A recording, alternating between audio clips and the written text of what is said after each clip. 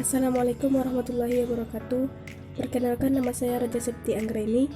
Saya mahasiswi dari Universitas Islam Negeri Sultan Syarif Kasim Riau, Fakultas Tarbiyah dan Keguruan, Program Studi Pendidikan Ekonomi.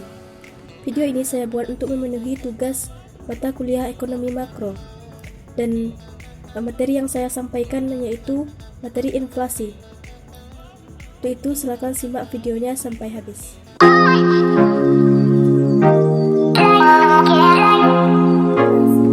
Sebagian dari kamu pasti pernah mendengar istilah inflasi dalam sebuah berita mengenai perekonomian suatu negara.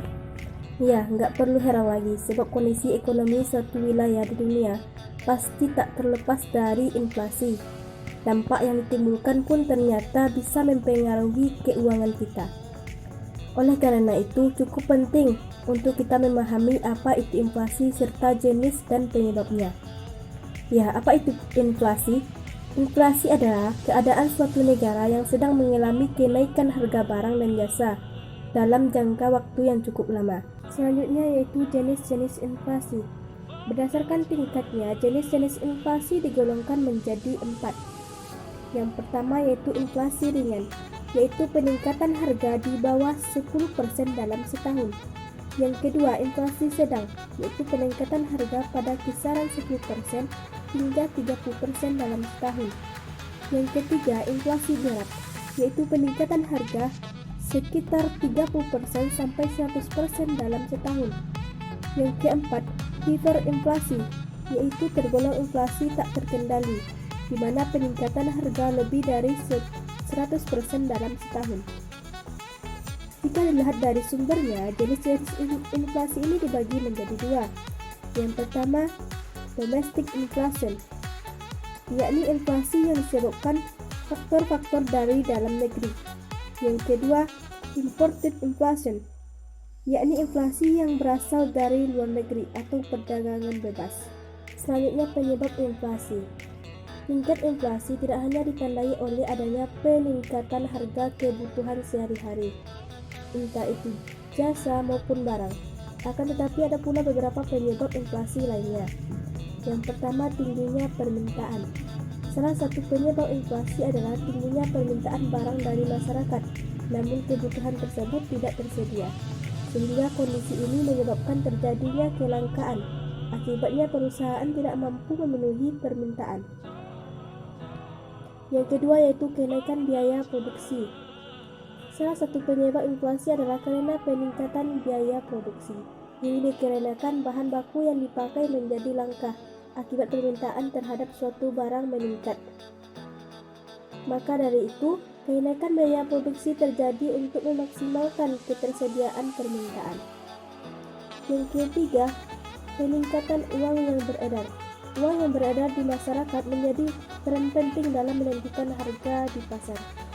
Jika jumlah barang produksi tetap, namun uang yang beredar bertambah lebih besar 2 kali lipat, maka pastinya akan membuat harga barang terus mengalami kenaikan dan jauh lebih mahal. Yang keempat, campuran.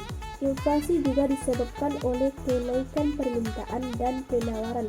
Akibat ketidakseimbangan antara keduanya, ini merupakan satu permintaan terhadap suatu barang atau jasa naik dan mengakibatkan stok barang produksi menjadi turun. Contoh inflasi di Indonesia yaitu ada beberapa peristiwa inflasi di Indonesia yang pernah terjadi. Di antaranya yang paling parah ialah saat awal kemerdekaan dan juga kekacauan ekonomi politik di tahun 1998. Namun bukan hanya itu, pada awal tahun 2020 lalu juga sempat terjadi inflasi di Indonesia yang diakibatkan oleh pandemi virus COVID-19.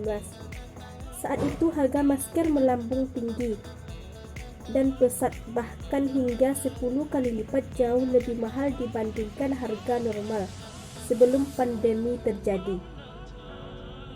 Nah, dari peristiwa tersebut, maka dapat kita ketahui bahwa inflasi ini memberikan 2 dampak. Yang pertama yaitu dampak positif. Dampak positifnya yaitu pihak yang memperoleh keuntungan dari inflasi adalah para pengusaha yang mempunyai penghasilan lebih tinggi dari peningkatan harga. Sebab ketika terjadi permintaan terus naik, pendapatan produsen pun akan meningkat. Di balik dampak positif, tingkat inflasi tentu juga bisa memberikan dampak yang merugikan.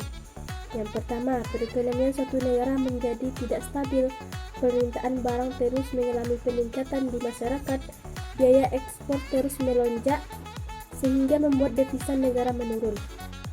Harga bahan pokok cenderung berubah-ubah dan tidak stabil.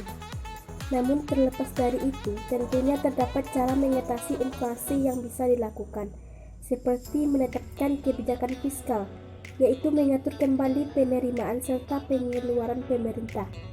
Selain itu, cara mengatasi inflasi adalah melalui kebijakan moneter, yakni pembatasan jumlah uang yang beredar, menetapkan persediaan kas, hingga menaikkan suku bunga dan menerapkan kebijakan lainnya. Sekianlah materi inflasi yang dapat saya sampaikan. Lebih dan kurang saya mohon maaf. Wabillahi taufiq wal hidayah. Wassalamualaikum warahmatullahi wabarakatuh.